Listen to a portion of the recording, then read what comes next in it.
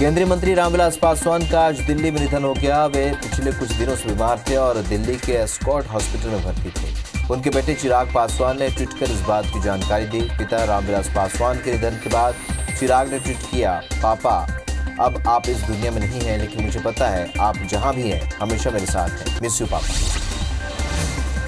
केंद्रीय मंत्री रामविलास पासवान पिछले करीब 1 महीने से दिल्ली के अस्पताल में भर्ती थे। एम्स में 2 अक्टूबर की रात को उनके हार्ट सर्जरी की गई थी। ये पासवान की दूसरी हार्ट सर्जरी थी।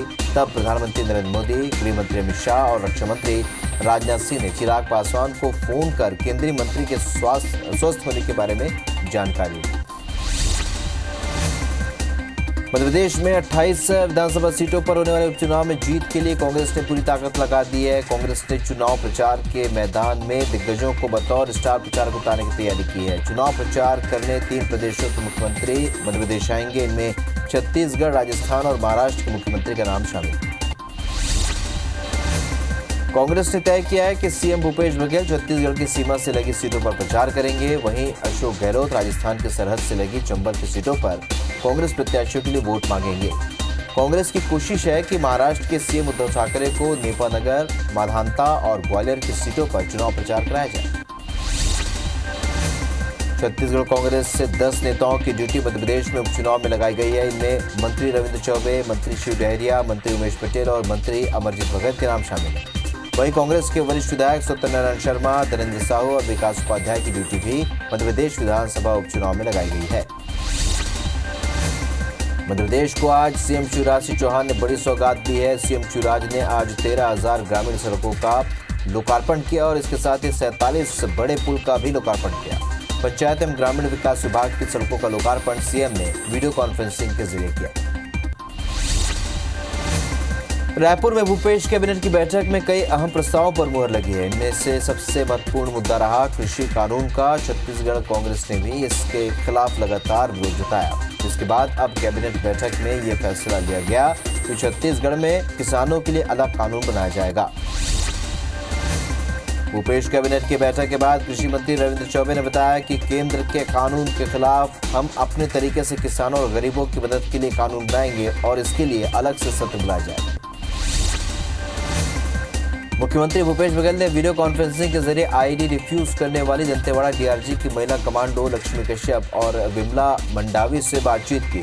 मुख्यमंत्री ने दोनों कमांडो के साहस की जमकर तारीफ की। उन्होंने कहा कि पुलिस बल को अपने कामों से क्षेत्र की जनता का भरोसा जीतने में सफलता मिल रही है। मुख्यमंत्री ने महिला कमांडो सहित पुलिस बल का उत्साह बढ़ाते हुए कहा कि जिस हौसले और साहस के साथ पुलिस और पैरामिलिट्री फोर्स के जवान नक्सली मोर्चे पर काम कर रहे हैं, उसे जल्द ही बस्तर क्षेत्र में नक्सली समस्या के उन्मूलन में सफलता मिलेगी। दंतेवाड़ा के कट्टे कल्याण थाना क्षेत्र के सूरनार टेटम मार्ग में नक्सलियों ने 10 किलो का आईडी लगा रखा था, जिसे महिला कमांडो ने डिफ्यूज किया। आज सीएम शिवराज सिंह ने सांवेर विधानसभा के मंडल, बूथ और पन्ना प्रमुख पदाधिकारियों से सीधी चर्चा की और सभी कार्यकर्ताओं को बूथ पर बीजेपी को जिताने के लिए गणेश संकल्प दिलाया गया। दरअसल इन दिनों अधिक मास चल रहा है, जिससे पुरुषोत्तम मास भी कहा जाता है और इस पवित्र महीने में गणेश संकल्प देने पर हर मनोकामना पूरी होती है। उपचुनाव को लेकर भाजपा ने संकल्प पत्र जारी किया है, जिस पर कांग्रेस के पूर्व मंत्री बृजेंद्र सिंह राठौर ने बीजेपी पर हमला बोला है। राठौर के मुताबिक जो बीजेपी कभी वादों को पूरा नहीं करती, उनके संकल्प पत्र से कुछ नहीं होगा। राठौर ने कहा कि बीजेपी का यह हथकंडा है कि लोगों का बिकाऊ विधायकों के मामले से ध्यान हटाया जाए, ऐसा नहीं होगा। गृह मंत्री डॉक्टर नरोत्तम मिश्रा ने हाथरस मामले में कांग्रेस पर निशाना साधते हुए कहा है कि कांग्रेस का हाथ दंगाइयों के साथ है। कांग्रेस को कभी दलित की चिंता नहीं रही, बल्कि दल हित की चिंता रही है। दलितों के हितों पर हमेशा से कुठाराघात करती रही है। कांग्रेस देश को जातियों में बांटना चाहती है। हाथरस सहयोग नहीं बल्कि एक प्रयोग। ज्योतिरादित्य सिंधिया ने ग्वालियर चंबल में धुआंधार प्रचार शुरू कर दिया है और इसी कड़ी में आज उन्होंने मुरैना में बीजेपी कार्यकर्ता सम्मेलन को संबोधित किया। इस दौरान उन्होंने कांग्रेस पर जमकर हमला बोला। उन्होंने आरोप लगाया कि कांग्रेस सरकार के समय ग्वालियर चंबल अंचल समेत पूरे प्रदेश के लिए सरकार की तिजोरी खाली हो गई थी। पूर्व मंत्री जयवर्धन सिंह अपने 1 दिवसीय दौरे पर इंदौर पहुंचे और इस दौरान उन्होंने कहा कि कभी किसी को उम्मीद नहीं थी कि सिंधिया जी इस तरह से बिना किसी को बताए पार्टी छोड़कर चले जाएंगे। जिस दिन उन्होंने जनता को धोखा दिया था, हमने उसी दिन तय कर लिया था कि कांग्रेस और जनता के साथ गद्दारी करने वालों के खिलाफ कांग्रेस पूरी ताकत के साथ मैदान में उतरेगी। ग्वालियर में भारतीय जनता पार्टी के पूर्व राष्ट्रीय उपाध्यक्ष प्रभात झा का कांग्रेस पर बड़ा हमला है। प्रभात झा ने कहा है कि उनका न झंडा है न कार्यकर्ता, बूथों पर लोग नहीं हैं। उनके चिंता का विषय बना हुआ है कि पोलिंग बूथ पर कार्यकर्ता कहां से लाएं, क्योंकि सब बीजेपी में चले गए। मरवाई उपचुनाव को लेकर बिलासपुर सांसद अरुण साव ने कांग्रेस पर हमला बोला है। लोरमी से लगे पटैता वन ग्राम में पार्टी के कार्यक्रम में शामिल होने पहुंचे सांसद अरुण साव ने मरवाई उपचुनाव को लेकर कहा कि कांग्रेस ने राज्य के हर वर्ग के लिए साथ दगा किया है। साथ ही यही वजह है कि मरवाही की जनता कांग्रेस को सबक सिखाने के लिए बैठी हुई है। मध्य प्रदेश के ग्वालियर चंबल संभाग में बीजेपी के विधायकों से लेकर मंत्री और पूर्व मंत्री ग्वालियर अंचल में डेरा डाले हुए और इसी कड़ी में बीजेपी विधायक नारायण त्रिपाठी को भी ग्वालियर और मुरैना विधानसभा की जिम्मेदारी सौंपी गई है। त्रिपाठी का कहना है कि मैं ग्वालियर और चंबल संभाग के दौरे पर हूं, जो जिम्मेदारी पार्टी ने दी है उसे निभा रहा हूं। मध्य प्रदेश कांग्रेस ने बीजेपी में शामिल होने वाले 25 पूर्व विधायकों को लेकर हाईकोर्ट में एक पिटीशन दायर की, जिसमें 25 बागियों से उपचुनाव में खर्च होने वाली राशि वसूलने की मांग की गई है। कांग्रेस का कहना है कि ये 25 नेता कांग्रेस के टिकट पर जीतकर विधायक बने थे, लेकिन उन्होंने कांग्रेस से इस्तीफा देकर बीजेपी ज्वाइन की और अब फिर विधायकी के लिए चुनाव लड़। मध्य प्रदेश में 28 सीटों पर होने वाले उपचुनाव के लिए राजनेता अब कितनी भी भीड़ जुटा सकते हैं। भारत सरकार के गृह मंत्रालय ने इसके लिए नई गाइडलाइन जारी कर दी है और नई गाइडलाइन चुनाव वाले इलाकों के लिए जारी की गई है। गृह मंत्री नरोत्तम मिश्रा ने बताया कि प्रदेश सरकार ने भी केंद्र की गाइडलाइन के अनुसार स्टेट गवर्नमेंट और दूसरे कार्यक्रम के लिए भी नई गाइडलाइन जारी की। मरवाई उपचुनाव के मद्देनजर छत्तीसगढ़ के मुख्य निर्वाचन पदाधिकारी रीना कांगले ने आज गोरेला का दौरा किया, जहां माधवराव सप्रे कॉलेज में चल रहे मतदान दलों के प्रशिक्षण कार्यक्रम में शामिल हुए। इस दौरान मतदान दलों को कोविड-19 महामारी से बचाव के लिए सभी दिशा निर्देशों का पालन करने की शपथ दिलाई गई। दुर्गा उत्सव को लेकर आई गाइडलाइन पर पूर्व मंत्री पीसी शर्मा ने नाखुशी जताई है। सरकार पर निशाना साधते हुए पीसी शर्मा ने कहा कि पहली बार देश में दशहरा बिना राम बारात निकाले मनाया जाएगा। सरकार ये दलील दे रही है कि लोग ज्यादा आएंगे, इसलिए राम बारात निकालने की इजाजत नहीं दी गई। मुरैना में उपचुनाव को लेकर कांग्रेस में कला थमने का नाम नहीं ले रही है। किसान कांग्रेस के प्रदेश अध्यक्ष दिनेश गुर्जर का टिकट कटने से नाराज समर्थकों ने आज कांग्रेस के खिलाफ प्रदर्शन नारेबाजी किया और सैकड़ों समर्थकों ने कांग्रेस को वोट न देने की बात कही। मुरैना से कांग्रेस ने राकेश मवई को चुनाव मैदान में उतारा है। खरगोन के पीजी कॉलेज में बने स्ट्रांग रूम में आग लगने की घटना के दूसरे दिन आज एडीएम की अध्यक्षता में गठित 5 सदस्यीय जांच टीम ने कॉलेज पहुंचकर स्ट्रांग रूम की जांच की। इस दौरान बीजेपी और कांग्रेस के नेता मौजूद रहे। जांच दल मौके का निरीक्षण कर एक रिपोर्ट तैयार करेंगे और उसे कलेक्टर को सौंपेंगे। वहीं कलेक्टर राज्य निर्वाचन आयुक्त को रिपोर्ट करेंगे।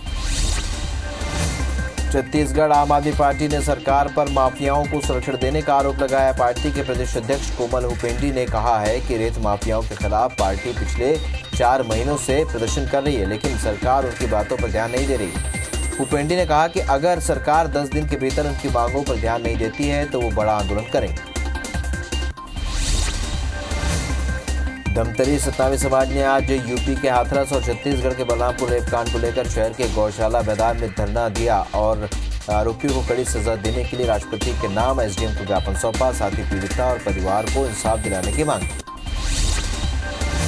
ग्वालियर में राज्यसभा सांसद ज्योतिरादित्य सिंधिया के स्वागत के लिए बीजेपी के 2 नेताओं ने नोकझोंक की और दोनों नेता सिंधिया के स्वागत के लिए आपस में भिड़ गए। बाद में दूसरे नेताओं ने समझा बुझाकर मामले को शांत करा। कटनी के विजय राघवगढ़ से बीजेपी के विधायक संजय पाठक का वीडियो सोशल मीडिया में जमकर वायरल हो रहा है। वीडियो में विधायक की दरियादिली दिखाई दे रही। दरअसल अनूपपुर के नेशनल हाईवे में एक महिला घायल पड़ी थी, जिसे विधायक ने अपनी गाड़ी में बिठाकर अस्पताल पहुंचाया। साथ ही महिला को इलाज के लिए विधायक निधि से 10,000 रुपए की सहायता राशि भी दी।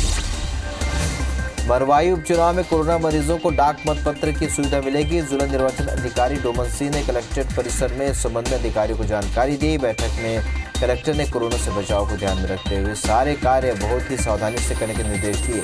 पोस्टल बैलेट की सुविधा दिव्यांगों और 80 वर्ष से भी अधिक उम्र के मतदाताओं को दी जाएगी। रीवा के गूड़ थाना के अमृति गांव के पुल के पानी में डूबने से मामा भांजे की मौत हो गई। नहर के निर्माणाधीन पुल के गहरे पानी से दोनों के शव बरामद कर लिए गए। परिजनों ने निर्माणाधीन पुल के ठेकेदार पर लापरवाही का आरोप लगाया। साथ ही मामले में जांच की मांग की। बैतूल जिला अस्पताल में ब्लड बैंक से खून नहीं मिलने के अभाव में एक प्रसूता की मौत हो गई। वहीं नवजात बच्चा अस्पताल के आईसीयू में भर्ती है। परिजनों ने इस लापरवाही की शिकायत सिविल सर्जन से की है। परिजनों का कहना है कि वक्त पर ब्लड बैंक से खून मिल जाता तो बहन की जान बच जाती। कोंडागांव जिले के केशकाल इलाके में हुए सनसनीखेज गैंगरेप कांड में 5 आरोपियों को गिरफ्तार कर लिया गया, जिनमें से 13 और 15 साल के 2 नाबालिग भी शामिल हैं। आज सुल्तानपुर में खबर दिखाए जाने के बाद जहां पुलिस ने 2.5 महीने बाद मामले में एफआईआर दर्ज करते हुए कार्रवाई की। जशपुर के सोनक्यारी क्षेत्र में गर्भवती दुष्कर्म पीड़िता की मौत पर पूर्व मंत्री गणेश राम भगत ने राष्ट्रीय महिला आयोग से इसकी शिकायत की है। दुष्कर्म पीड़िता की लाश फांसी पर लटकी हुई मिली थी, जिसे पुलिस आत्महत्या करार दे रही। वहीं परिजनों ने हत्या करके पेट पर लटकाने का आरोप लगाया। पिछले 2 दिनों से नंद कुमार साय और सांसद गुमती साय मृतका के परिजनों से मिल चुके हैं। धमतरी में शादी का झांसा देकर नाबालिग से दुष्कर्म करने का मामला सामने आया है। परिजनों की शिकायत पर पुलिस ने आरोपी को गिरफ्तार कर जेल भेज दिया है। पीड़िता के अनुसार आरोपी ने उसे बहला फुसलाकर शादी करने का झांसा देकर अपने साथ ले गया और उसके मना करने के बावजूद जबरदस्ती कई बार शारीरिक संबंध बना। बांग्लादेशी महिलाओं से इंदौर में देह व्यापार कराने के मामले में पुलिस ने 2 एजेंट्स को सूरत से गिरफ्तार किया है। गिरफ्त में आए टीटू बंगाली और आरुष सैयद से बड़े नेटवर्क का पता चला है, जिसमें बांग्लादेश से लड़कियों को गुजरात और महाराष्ट्र देह व्यापार के लिए लाया जाता था। इस नेटवर्क के तार इंदौर से जुड़ने का भी खुलासा हुआ। जबलपुर के धारदा गांव में अगवा बच्चे को पुलिस ने बरामद किया है। पुलिस की टीम ने बच्ची को छिंदवाड़ा से बरामद किया। वहीं बच्चे का अपहरण करने वाले 2 आरोपियों को भी गिरफ्तार किया गया है। बता दें कि 17 सितंबर को दोनों आरोपियों ने भादरा गांव से 3 साल के मासूम को अगवा कर लिया था। अपहरण के बाद मासूम को मुंबई में बेचने की तैयारी थी। मुरैना के चिन्नौनी थाना क्षेत्र में पुलिस ने 50 पेटी शराब के साथ 2 आरोपी को गिरफ्तार कर लिया है। आरोपियों ने बड़े शातिराना अंदाज से ट्रैक्टर में खाद की बोरियों के नीचे शराब की पेटियों को छिपा कर रखा था, जिसकी सूचना पहले ही मुखबिर ने पुलिस को दे दी थी और पुलिस ने आशंका जताई है कि आचार संहिता में ये शराब लोगों को बांटने के लिए ले जाई जाए। सुकमा के एर्राबोर थाना क्षेत्र के कोंगड़म गांव में पिता के अंतिम संस्कार में पहुंचे 2 जवानों पर नक्सलियों ने हमला करने का प्रयास किया। 4 नक्सलियों के देशी पिस्टल से हमला करने पर दोनों जवानों ने भी मुंहतोड़ जवाब दिया। जवानों को हावी होता देख नक्सली जंगल कर भाग गए। वहीं मौके से देशी पिस्टल और जिंदा कारतूस बरामद हुए। बलरामपुर के रामानुजगंज थाना क्षेत्र के ग्राम पंचायत नेहरू नगर की एक महिला को नौकरी का झांसा देकर मध्य प्रदेश में बेचने का मामला सामने आया है। महिला की शिकायत पर पुलिस ने दोनों आरोपियों जफर और वाहिद अंसारी को गिरफ्तार कर लिया है। दोनों आरोपी महिला को अच्छी नौकरी दिलाने के नाम पर छतरपुर ले गए। छतरपुर पुलिस ने अवैध कट्टा फैक्ट्रियों पर बड़ी कार्रवाई करते हुए 3 कट्टा फैक्ट्रियों का खुलासा किया और इन फैक्ट्रियों से 10 कट्टे कारतूस और भारी मात्रा में कट्टा बनाने के औजार जब्त किए गए हैं। पुलिस ने तीनों फैक्ट्री से 10 आरोपियों को गिरफ्तार किया है। सभी आरोपी मध्य प्रदेश की सीमा से लगे यूपी के जिलों में कट्टों की सप्लाई किया करते थे। कटनी के कोतवाली पुलिस को गोलीकांड की जांच करते हुए अवैध हथियारों की तस्करी की नई कड़ी मिली है, जिसमें पुलिस ने कटनी समेत दमोह पन्ना के शाहनगर के से 4 तस्कर को गिरफ्तार किया है और आरोपियों के पास से बंदूक, कारतूस और धारदार हथियार का बड़ी मात्रा में जखीरा बरामद हुआ है। 7,000 रुपए की रिश्वत लेने वाले पटवारी को एंटी करप्शन ब्यूरो ने रंगे हाथों गिरफ्तार किया है। बरमकेला पटवारी युधिष्ठिर पटेल ने रिकॉर्ड दुरुस्त करने के नाम पर किसान नंदकिशोर साहू से रिश्वत मांगी थी। किसान 20,000 रुपए पहले ही दे चुका था और 11,000 रुपए की फिर से मांग की थी, जिसमें पीड़ित किसान ने इसकी शिकायत एसीबी बिलासपुर कार्यालय से की थी। जगदलपुर में आईपीएल मैच में सट्टा खिलाते एक आरोपी को पुलिस ने गिरफ्तार किया है। आरोपी के पास से 25,000 रुपए कैश जब्त किया गया है। आरोपी मोबाइल के जरिए सट्टा पट्टी लिख रहा था, लेकिन पुलिस ने मुखबिर की सूचना पर दल दबोचा। फिलहाल पुलिस आरोपी के खिलाफ जुआ एक्ट के तहत प्रकरण दर्ज कर जेल भेज दिया है। ग्वालियर में आर्मी हवलदार के सूने घर से चोरों ने लाइसेंसी रिवॉल्वर सहित 14 तोला सोना लेकर फरार हो गए। चोरी की घटना सीसीटीवी कैमरे में कैद हो गई। सीसीटीवी फुटेज के आधार पर पुलिस ने चोरों के खिलाफ मामला दर्ज कर तलाश शुरू कर दी। राजिम के अबनपुर में फेसबुक पर भीम आर्मी के खिलाफ आपत्तिजनक पोस्ट करने वाले युवक को गिरफ्तार कर न्यायिक रिमांड पर भेज दिया है। आरोपी के तीनों पोस्ट को संविधान निर्माता डॉक्टर भीमराव अंबेडकर का अपमान बताते हुए भारतीय मूल निवासी संघ अभनपुर के अध्यक्ष पुरूराम दशलहरे ने थाने में शिकायत की। पूर्व मंत्री और विजय राघवगढ़ विधायक संजय सत्येंद्र पाठक के कूटरचित लेटर पैड और फर्जी हस्ताक्षर से प्रधानमंत्री को शिकायत करने का मामला सामने आया है। कार्यालय में पदस्थ अर्जुन तिवारी की शिकायत पर अज्ञात आरोपी के खिलाफ मामला दर्ज कर जांच शुरू कर दी गई।